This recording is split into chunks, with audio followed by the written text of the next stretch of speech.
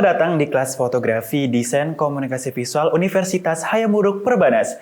Kita berjumpa lagi masih membahas seputar dunia fotografi. Kali ini kita akan membahas tentang portfolio fotografi dan genre fotografi. Diharapkan teman-teman masih semangat dan jangan sampai tertinggal materi yang kami sampaikan untuk dapat mengikuti kelas hari ini. Fungsi dari portfolio sendiri yaitu pertama, agar dilirik klien atau recruiter ketika melihat portfoliomu. Kedua, bisa membuahkan karir yang cemerlang bagi mereka yang bekerja di industri kreatif. Menjadi bukti nyata dari skill seseorang. Keempat, semakin banyak dan semakin menarik portfoliomu, maka semakin besar pula peluangmu untuk mendapatkan pekerjaan. Portfolio meliputi apa saja? Pertama, tentukan personal branding. Kedua, pilih platform sesuai kebutuhan. Ketiga, hindari desain yang terlalu rumit. Keempat, masukkan cerita di balik foto. Kelima, berikan nilai jual dan hunting. Lalu minta masukan buat website portfolio fotografi. Kesembilan, pertimbangkan audiens yang ingin disasar. 10, kurasi hasil foto terbaik. 11, cantumkan konten dan informasi yang relevan. Dan terakhir, buat user interface dan navigasi yang rapih.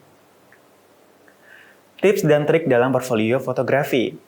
Pertama, tentukan tujuan portfolio yang dibuat. Kedua, pilih subjek fotografi yang menggambarkanmu sebagai seorang fotografer. Ketiga, pilih beberapa hasil foto terbaikmu. Keempat, susun foto-fotomu secara berurutan. Kelima, beri keterangan pada masing-masing foto. Keenam, tulis informasi singkat mengenai dirimu. Lalu ketujuh, buat portfolio online. Kedelapan, tentukan gaya foto dan konsisten. 9, mintalah opini beberapa orang sebelum menampilkannya pada halaman portfolio. Dan terakhir, buatlah penawaran atau tarif yang menarik.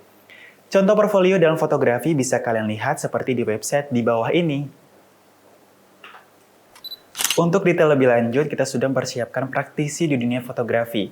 Untuk Pak Delon, dipersilakan mulai podcast dengan narasumber.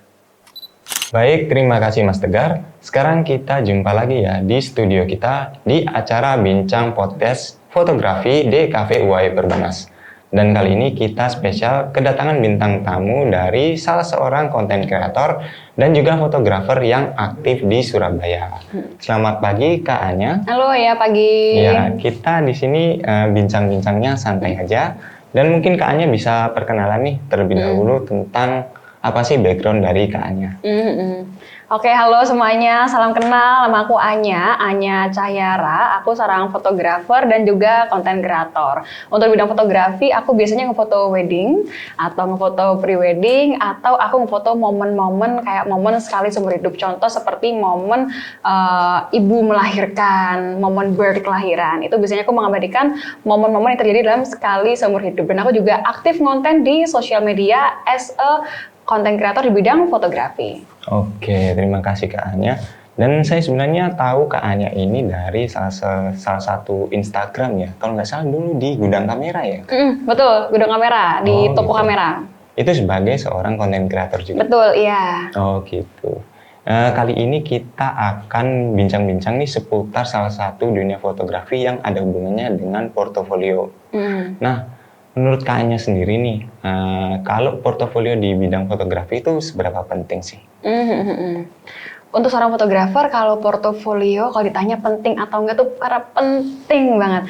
Karena fotografer itu yang dilihat adalah karyanya dan skillnya. Gimana caranya orang-orang tahu kalau kita nggak ngeliatin karya kita? Nah, cara memperlihatkan karya itu dengan cara memperlihatkan portofolio yang kita punya. Baik secara digital atau cetak. Mungkin katakanlah kalau era-era dulu, sebelum era-era 2010 atau 2000 awal atau 90, itu kan banyak banget ada pameran fotografi. Itu adalah ajang seorang fotografer untuk memperlihatkan hasil karyanya. Kalau sekarang karena emang eranya udah berubah, jadi sekarang ada sedikit banget perubahan atau mungkin pergeseran. Jadi sekarang fotografer tuh suka sekali untuk memperlihatkan hasil karyanya, portofolionya di sosial media. Contoh di Instagram, di website, atau kayak mungkin di TikTok kan ada banyak banget. Jadi sekarang as a photographer untuk aku punya portofolio baik cetak maupun digital itu penting. Berarti keduanya itu sangat penting ya Kak Anya. Kalau misalnya berarti kalau saya dengar dari penjelasannya Kak Anya, salah satu portofolio di bidang cetak itu juga ngefek banget ke pameran ya. Kenapa? Kalau bisa pameran itu sebagai salah satu ajang portofolio atau seperti apa ya Kak Anya? Oke. Kalau misal karena aku berkelutnya di dunia wedding, Jadi biasanya kita ada semacam pameran wedding gitu di sebuah mall biasanya. Nah, di pameran itu biasanya mempertemukan kita dengan para calon klien. Secara langsung, secara offline gitu. Nah, biasanya waktu kita dipertemukan oleh para calon klien ini, si calon klien bakal ngelihat, oh hasil fotonya mana Kak gitu. Bisa kita perlihatkan foto-foto yang ada di sosial media kita atau yang ada di galeri kita, atau kalau nggak yang paling enak dan jelas dan kelihatan gede dan nyata, itu adalah dengan hasil cetak yang ada.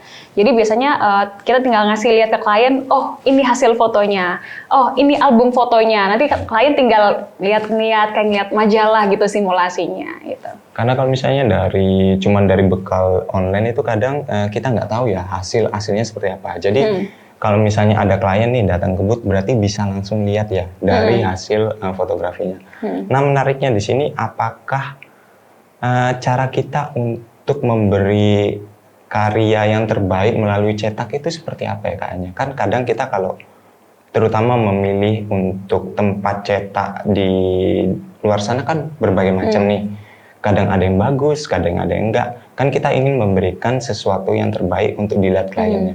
Nah, itu faktor-faktor apa yang bisa mempengaruhi supaya hasil karya kita itu bisa bagus? Oke. Ini aku sambil sedikit cerita aja ya. Boleh. Gitu. Atau pengalaman yang lucu juga. Iya, boleh itu. Jadi sebenarnya aku tuh berkecimpung di dunia wedding tuh masih junior. Karena yang senior banyak banget, yang udah nyemplung 10 tahun, 15 tahun. Nah, kalau aku sebenarnya masih nyemplung serius ya, itu baru 3 tahun gitu. Jadi di awal aku memulai karir as a photographer wedding, aku pasti memulai dengan harga yang murah. Katakanlah sekali foto cuma dibayar 500.000, tapi udah ada file cetaknya. Itu gimana caranya aku ngambil untung dari file cetak sama jasaku kan. Otomatis aku mencari percetakan yang murah. Yang katakanlah satu kali cetak foto 4R tuh cuman 500, 600 rupiah, 800 rupiah satu foto ya. Itu tergolong murah. Akhirnya sempatlah beberapa klienku aku cetak dengan di tempat percetakan yang murah ini yang harganya cuman 800 per foto, 600 per foto. Setelah hasilnya aku berikan ke klien, ternyata banyak komplain dari situ. Waktu aku awal memulai karir ya, banyak komplain, banyak bilang, kok hasil fotonya nggak sesuai sama yang di kamera ya. Misal di kamera tuh warnanya hijaunya tuh hijau mateng. Waktu dicetak kok hijaunya jadi hijau puder gitu. Berarti ada shifting warna sampai segitunya ya? Karena murah. Gitu. Karena murahnya. Betul. Karena murah. Terus si klienku sempat komplain, kok aku nyetak foto di fotografer lain kertasnya tebel. Kok di kakak kok kertasnya tipis kayak bukan kertas foto. Wah, aku dulu sakit hati banget. Karena kena komplain, ya karena budget yang dikeluarkan pun juga kecil, keuntunganku tipis. Otomatis aku mencari percetakan yang emang ya seadanya, secukupnya. Cuman aku sadar, oh ternyata tuh di bidang ini tuh pelayanan, servis, dan hasil tuh penting. Jadi akhirnya aku memutuskan untuk naikin price listku, dan aku cari percetakan dengan harga yang affordable, yang lumayan lah, yang agak mahal sekalian nggak apa-apa, tapi yang penting klien puas. Karena untuk foto wedding gini, ini kan momen seumur hidupnya orang kan, sekali seumur hidup. Bayangin kalau misal aku kasih dia hasil cetakan foto yang jelek, paling nggak lama juga fotonya udah puder, kalau nggak dimakan rayap gitu kan. Karena secara kualitas fotonya juga jelek, terus mungkin cara penyimpanannya mungkin juga jelek gitu. Akhirnya aku memutuskan untuk cari percetakan yang emang tuh harganya mahal, nggak apa-apa deh. Yang penting foto ini tuh long last secara warna, nggak puder. Karena foto wedding itu pasti bakal dikenang seumur hidup. Entah nanti dilihat sama anaknya, atau sama utinya, sama keluarganya. Aku nggak mau kalau momen foto ini si foto ini bakal jelek atau rusak. Akhirnya ya udah, aku carilah percetakan di Surabaya. Yang emang menurutku dari testimoni beberapa teman-temanku fotografer, si percetakan ini emang udah langganan fotografer se-Surabaya. Dan emang secara kualitas dari tahun 90-an sampai sekarang, itu tetap stabil hasilnya. Oke. Ini boleh nyebut nama percetakannya? Boleh. Oh boleh. Boleh, silakan. Oh iya. Ini aku nggak iklan ya guys, ya nggak endorse ya. Cuma ini real testimoni. Aku nyetaknya di Karunia Foto, kalau pernah dengar. Karunia Foto. Di Ngagel. Ya? Pernah. Ngagel ada BCA Ngagel, ya itu. Aku nyetaknya di situ. Oh di situ ya. Betul. Wah ini kayaknya pada tahu nih. Aku di situ. Oh gitu ya. Jadi yang bisa kami simpulkan di sini, kalau misalnya memang cetak itu juga sangat mempengaruhi dari klien ya terutama ya. Karena itu memang kalau misalnya kita ketahui kalau berbicara tentang momen seumur hidup itu memang paling enggak kita harus mendapatkan hasil yang terbaik agar bisa dikenang seterusnya seperti itu. Tapi memang berarti sengefek itu ya kalau misalnya kita mencetak di percetakan yang kurang memadai misalnya. Itu hasilnya apakah memang sampai benar-benar yang colornya berubah? Oh ya. Terus ketajamannya beda, terus agak sedikit buram. Nah, perbedaannya apa sih kalau misalnya dari cetakan yang jelek misalnya seperti itu ya sama cetakan yang lebih bagus? Apakah hasilnya lebih tajam? Apakah kertasnya nanti jenis-jenisnya itu berbeda? Mungkin bisa di-sharingkan. Oke, baik. Nah, ini testimoniku yang dari pernah nyoba ke percetakan yang katakanlah percetakan yang murah sama percetakan yang berkualitas tapi agak lebih mahal gitu. Karena balik lagi, uang kan bawa rupa kan, harga bawa rupa gitu. Nah, aku dulu tuh di percetakanku yang lama, aku kurang tahu detail dia pakai kertas apa, cuman emang lumayan tipis banget dan itu bukan kertas, aku ingat kertas Glory. Kertas Glory. Glory apa Glory kayaknya ya? Ada kertas Glory. Glory. Glory, kertas Glory. Glory. Aku lupa yang berapa gram. Kayaknya 180 gram deh. Kan emang tipis banget. 180 ya, termasuk tipis. Tipis banget kan. Itu pun bahkan bukan kertas foto. I see. Setauku, waktu dicetak, apakah warnanya sesuai karena harga cetakannya murah? Mungkin dia secara tinta, secara cartridge, dia pakai mungkin yang KW atau injekan atau dari produk China gitu. Aku nggak tahu, makanya dia bisa ngakalin lebih di harga yang murah. Karena kertas lebih tipis, kertasnya bukan kertas foto, secara tinta juga mungkin bukan tinta yang ori gitu. Akhirnya setelah aku nyoba ke real percetakan foto yang emang kerjasama sama beberapa brand kamera juga, aku bisa membandingkan kualitasnya. Secara dari kertas udah tebel karena minimal di dia tuh 235 gram. Gitu. Sebenarnya berarti yang bagus itu yang tebel ya kalau kertas foto ya? Tebel atau tipis, mungkin dari nilai bagusnya bukan dari ketebalannya, mungkin dari hasil warnanya. Apakah hasil warnanya pudar atau apakah hasil warna yang di preview sama yang di aslinya itu match nggak? Atau ada miss gitu. Nah, yang aku rasakan di percetakan yang di Karunia Foto ini, itu ngerasa so far selama ini tuh warnanya selalu presisi, akurat. Kalau misal di preview itu merahnya merah jambu, dicetakan juga merah jambu gitu. Nggak ada tiba-tiba jadi merah pink gitu, merah jreng gitu, nggak. Karena udah sesuai. Terus dari bahannya juga yang di Karunia ini aku bisa milih. Karena kertas foto kan ada macam-macam. Ada yang glossy, ada yang luster, ada yang silk, ada yang doff biasa, ada yang doff kasar tapi bertekstur gitu kan. Aku bisa milih mau kertas yang mana, aku bisa milih mau berapa gram gitu. Terus cara warna juga ya lebih akurat.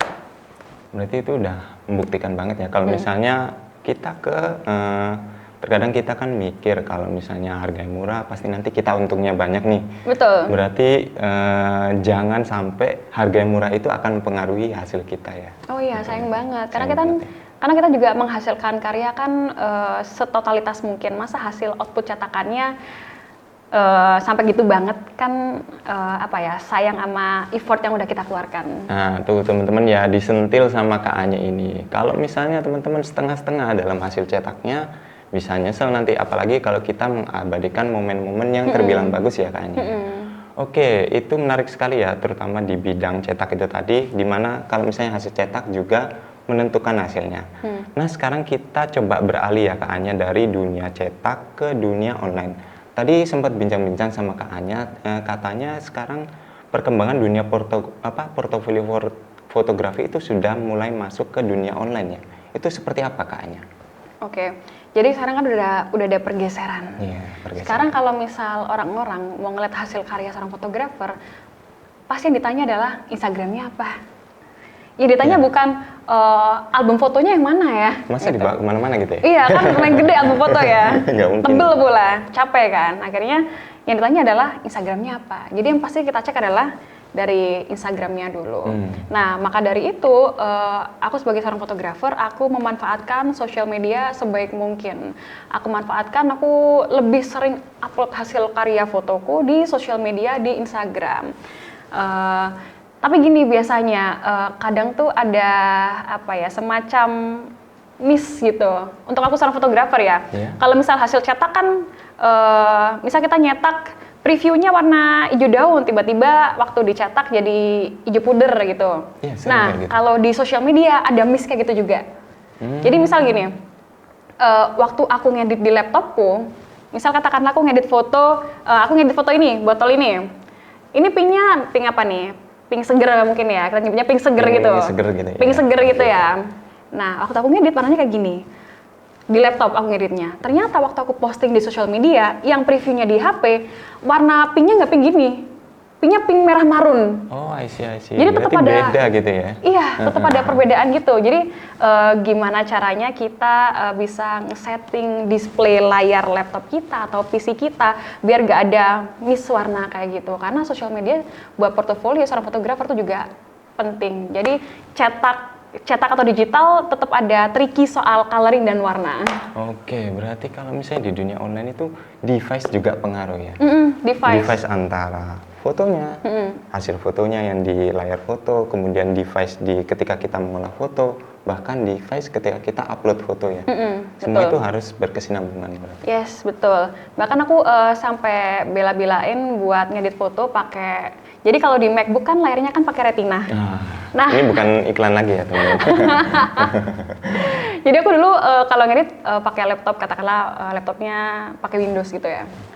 Aku tuh bela-belain pakai laptop MacBook untuk editing karena layarnya Retina. Karena kalau Retina itu secara akurasi warna tuh menurutku udah akurat.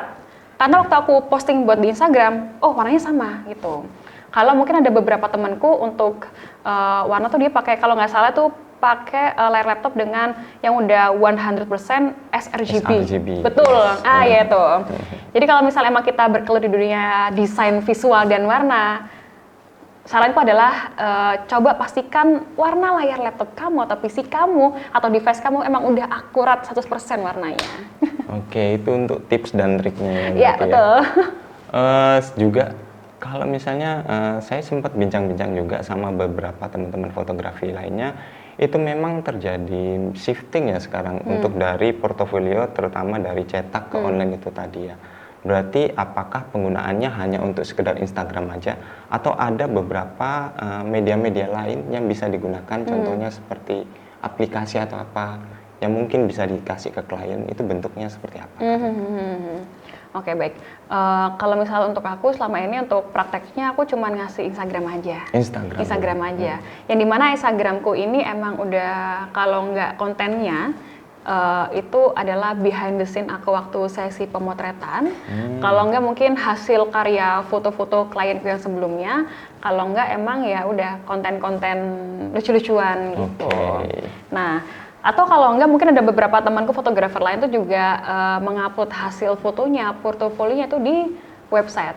Karena dengan enaknya portofolio bentuk digital itu mudah diakses sama semua orang. Semakin mudah diakses sama semua orang, maka semakin potensi orang tuh tahu karya kita lebih besar karena aksesnya mudah. Dan itu bisa jadi ajang promosi bagi kita as a photographer, yaitu pekerja seni visual. Oke, mantap sekali Kaknya. Berarti salah satunya juga outputnya itu bisa berbentuk seperti website ya untuk membuat kepercayaan juga ke kliennya. Salah satunya seperti itu ya. Jadi, oke, nggak terasa ya sudah lama kita berbincang-bincang sama Kak Anya. Terima kasih banyak sudah mau sharing ilmu ya, terutama di bidang fotografi di portofolio ini. Mudah-mudahan di lain waktu kita bisa bincang kembali sama Kak Anya. Dan terima kasih buat teman-teman sudah mau menonton untuk dari podcast fotografi ini. Kami pamit undur diri. Wassalamualaikum warahmatullahi wabarakatuh. Bye-bye. Baiklah, portfolio ternyata sepenting itu dalam dunia kreatif, khususnya di dunia fotografi.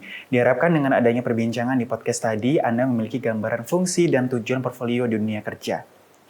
Baiklah, untuk materi berikutnya kita akan melanjutkan pembahasan mengenai genre-genre yang ada di dunia fotografi. Pertama, sosial media fotografi. Fotografi media sosial adalah genre fotografi yang mencakup semua yang menggunakan gambar untuk posting media sosial di Instagram, Facebook, Pinterest, LinkedIn, atau jejaring sosial lainnya.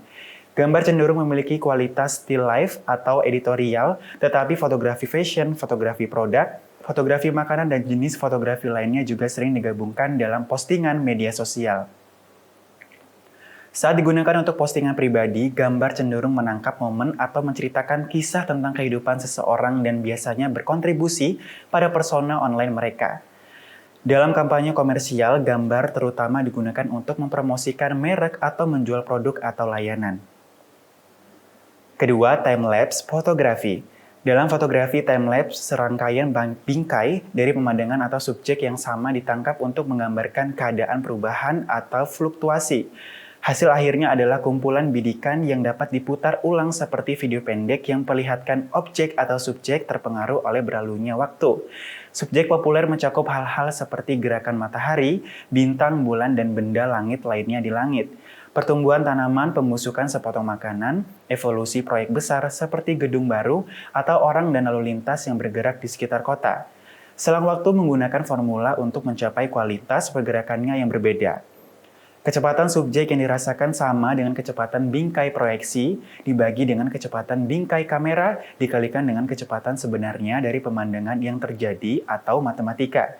Bidikan yang direkam akan bervariasi dalam seberapa cepat mereka tampak bergerak. Berdasarkan perhitungan ini, fotografi time-lapse juga menggunakan waktu pencahayaan yang singkat dan lama. Selain modifikasi kecepatan kamera untuk mengontrol jumlah keburaman gerakan yang ada dalam bingkai, menggabungkan teknik ini dengan teknik lain seperti pencitraan rentang dinamis tinggi atau HDR dan transisi siang ke malam dapat menghasilkan citra yang menakjubkan.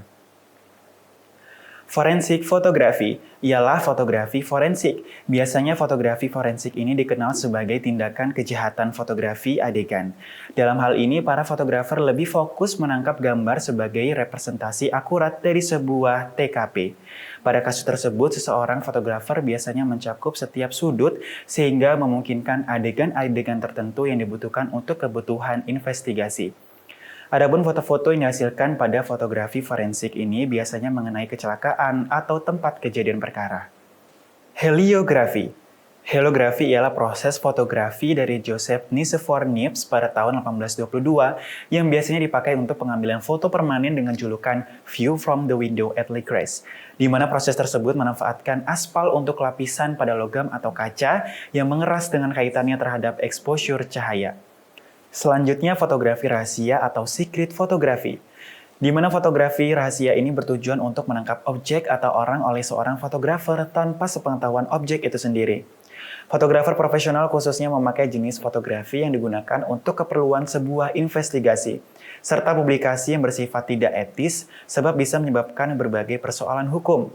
Dari sini seorang fotografer juga bisa menyembunyikan dirinya terhadap yang bersangkutan, bahkan termasuk kamera yang mereka gunakan. Selanjutnya, balistik fotografi. Fotografi balistik merupakan fotografi yang berkaitan dengan pengambilan gambar dari sebuah peluru yang telah ditembakkan dari pistol dan mampu menembus objeknya masing-masing. Selanjutnya, vernacular fotografi.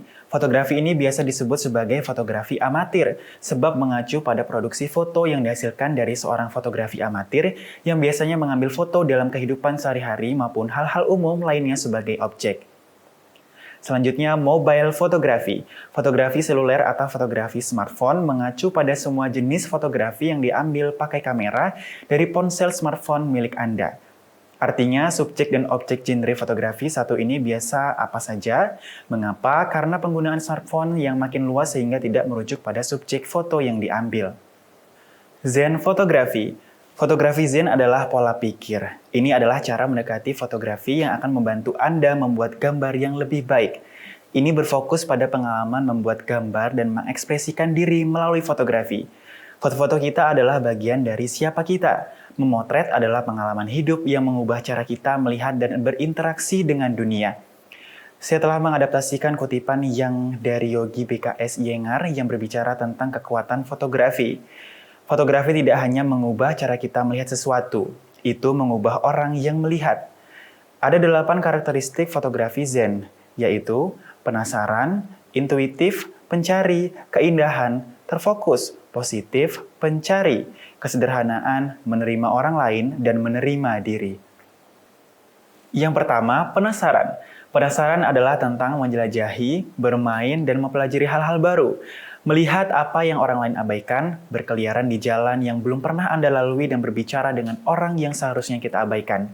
Kamera Anda adalah kuncinya. Ini membuka peluang fotografi memungkinkan kita mendekati dunia dengan pandangan yang segar. Yang kedua, intuitif. Intuisi berarti melewati pikiran sadar kita dan membiarkan perasaan kita membimbing kita. Ada aturan komposisi yang harus diikuti dalam fotografi. Ada aspek teknis kamera yang perlu dipikirkan. Memikirkan aturan bisa menghalangi pembuatan gambar yang berdampak. Kita mungkin sangat terikat pada aturan sehingga kita kehilangan emosi dari adegan itu. Intuisi adalah tentang memotret dari hati. Mendekati fotografi secara intuitif berarti menyeimbangkan sisi analitis fotografi dengan visi artistik. Memotret secara intuitif tidak berarti mengabaikan aturan komposisi. Padahal itu berarti aturan fotografi menjadi terinternalisasi sehingga kita tidak perlu memikirkannya. Saya bisa menjelajahi semua jenis komposisi bahkan yang menurut otak saya bodoh. Pelajari aturannya, praktikan, internalisasikan, lalu lepaskan aturannya. Fotografer hebat selalu melanggar aturan. Yang ketiga, pencari kecantikan. Mencari keindahan berarti melihat keindahan dalam segala hal. Bahkan ketika dunia tampak jelek di permukaan, bisa ada keindahan di tingkat yang lebih dalam. Fotografer hebat menemukan keindahan yang gagal dilihat orang lain. Ini bukan tentang melihat keindahan klasik, bahkan foto yang paling mengganggu pun bisa menjadi indah dalam emosi yang digambarkan. Suatu pemandangan mungkin indah dalam keseimbangan atau simetrinya, namun jika subjeknya tidak cantik secara inheren, apapun bisa memiliki keindahan itu. Seperti yang mereka katakan, di mata yang melihatnya. Dalam hal fotografi, yang melihat dan menangkap dengan kamera adalah tugas fotografer untuk mengabadikan dan berbagi keindahan dengan orang lain. Yang keempat, terfokus, berarti hidup di masa sekarang dan mencurahkan seluruh perhatian Anda pada saat ini. Fotografi terjadi dalam sepersekian detik. Fotografer harus benar-benar memperhatikan momen singkat itu. Mencoba memotret semuanya biasanya tidak mendapatkan apa-apa. Alih-alih berikan perhatian penuh pada gambar yang Anda buat, kurangi gangguan dan berkomitmen penuh untuk membuat foto. Yang kelima, sikap positif. Sikap positif mempengaruhi kebahagiaan Anda dan kebahagiaan orang-orang di sekitar Anda. Berinteraksi dengan dunia dan sesama fotografer dengan cara yang positif dan penuh hormat, meskipun Anda tidak memiliki watak cerah alami. Ada cerita tentang fotografer negatif yang merusak pengalaman orang lain. Misalnya, fotografer landscape menginjak-injak bunga sehingga orang lain tidak dapat membuat gambar yang sama. Fotografer dengan sengaja mengambil foto orang lain, fotografer jalanan melecehkan orang di jalan, atau fotografer potret yang meremehkan subjek mereka. Berinteraksi dengan dunia dengan cara yang positif, hindari menciptakan gangguan negatif atau destruktif. Pengalaman fotografi lebih menyenangkan bagi Anda dan mereka yang Anda potret. Pandangan yang tenang dan positif terlihat di foto Anda. Yang keenam, pencari kesederhanaan. Dalam konteks ini, menyederhanakan berarti hanya berfokus pada hal yang penting. Hidup ini kacau dan penting untuk tidak terganggu oleh detail yang tidak berarti. Fotografi memungkinkan kita menyederhanakan kekacauan hidup menjadi satu cerita, satu emosi, dan satu ide. Kami menyaring esensi dari sebuah adegan ke dalam bentuknya yang paling murni, mengetahui apa yang Anda potret dan mengapa seringkali merupakan bagian tersulit dari fotografi. Tidak selalu mudah untuk membidik apa yang dikomunikasikan oleh sebuah adegan. Berlatihlah menjelaskan kepada teman apa yang Anda lihat. Yang ketujuh, menerima orang lain. Bagaimana kita memotret meluas ke bagaimana kita berinteraksi dengan orang yang kita temui sepanjang perjalanan hidup. Memiliki pola pikir zen berarti menerima orang lain di mana mereka berada saat ini. Fotografi adalah sebuah perjalanan dan kita masing-masing mengikuti jalan yang unik. Memelihara mereka yang kurang maju, belajarlah dari mereka yang lebih jauh di jalur fotografi. Kritik dan instruksi harus dari tempat yang positif. Agenda pribadi, ego, dan preferensi fotografi dikesampingkan dengan hati-hati. Ini semua tentang mendukung sesama fotografer. Yang terakhir, terimalah diri, di mana Anda berada dalam visi dan keterampilan Anda sendiri. Ini adalah komponen kunci dari pemikiran Zen. Keinginan adalah akar dari semua tidak kebahagiaan. Kita ingin sesuatu yang tidak kita miliki. Kami merasakan jurang antara di mana kami berada dan di mana kami ingin berada. Kesenjangan terasa terlalu lebar dan banyak dari kita menyerah. Terima siapa diri Anda dalam kemampuan dan visi fotografi Anda. Sukai foto yang Anda buat sekarang, foto Anda akan berubah seiring pertumbuhan Anda sebagai seorang fotografer. Tetapi jangan terburu-buru dalam prosesnya. Cari peningkatan tetapi jangan membandingkan diri Anda dengan fotografer lain. Ini terkadang sulit. Hancurkan kecemburuan foto Anda. Pikiran akhir ke-8 karakteristik ini mengingatkan kita untuk memperlambat dan mengalami dunia sepenuhnya melalui fotografi kita. Terima diri Anda dan fotografer lainnya, kita masing-masing mengalami dunia dengan cara yang unik. Berusaha keras untuk mendekati dunia dengan rasa ingin tahu dan kejelasan yang fokus. Seperti halnya meditasi dan yoga, fotografi Zen adalah sebuah praktik. Ini adalah pendekatan yang membutuhkan waktu untuk berkembang. Beberapa perubahan yang mungkin Anda lakukan hari ini untuk menerapkan prinsip Zen adalah sebagai berikut. Pertama, mencari tempat atau orang baru untuk difoto. Kedua, bereksperimen dengan genre fotografi baru. Ketiga, mempelajari pengaturan kamera baru atau teknik fotografi. Keempat, mempraktikkan teknik fotografi hingga menjadi kebiasaan. Kelima, menjelajahi berbagai cara menangkap pemandangan yang sama. Keenam, mencari hal baru dan membiarkan perasaan Anda memandu keputusan Anda. Ketujuh, berharap untuk menemukan keindahan di mana-mana. Kedelapan, perlambat dan perhatikan baik-baik apa yang ada di bingkai Anda. Kesembilan, showing in the frame only what is necessary for the story. Nah, berikut tadi penjelasan tentang portfolio fotografi dan genre lainnya. Kami harap Anda dapat membuat portfolio fotografi yang baik dan berhasil sukses dalam dunia fotografi. Segitu saja dari kami di Cafe UHB Urbanas. Saya pribadi undur diri. Sampai jumpa di pembahasan berikutnya. Jangan cepat letih dan terus berlatih ya. Ingat, profesional itu dibentuk bukan gift dari Tuhan.